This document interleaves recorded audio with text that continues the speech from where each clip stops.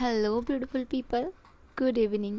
So day of झालं होतं, office सुटलं होतं माझं आणि मी घरी चालले होते. वेदर खूप छान झालं होतं.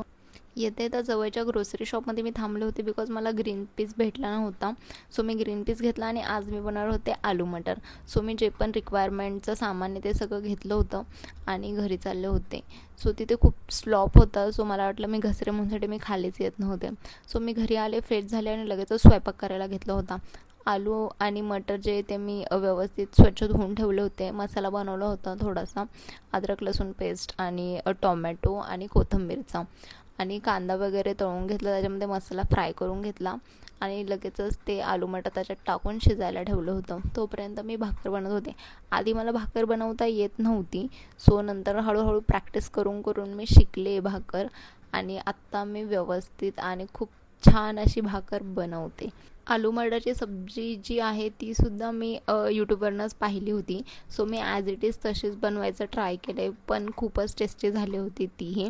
नॉर्मल मसाल्यासोबतच, जास्त काहीच मसाले मी यूज केले नव्हते. ओन्ली हळद, चिकन मसाला आणि कोरिअँडर पावडर आणि जिरा पावडर एवढंच टाकलं होतं मसाल्यांमध्ये.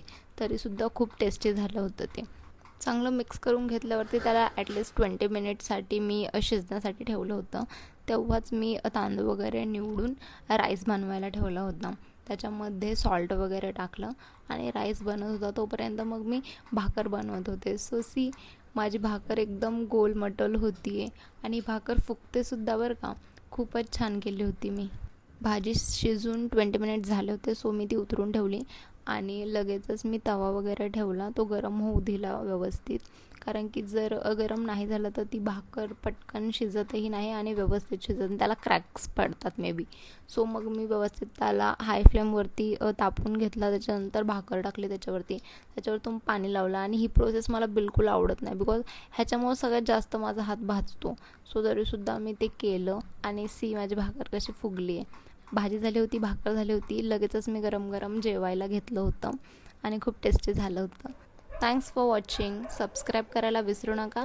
नेक्स्ट ब्लॉगमध्ये भेटूया. Bye bye.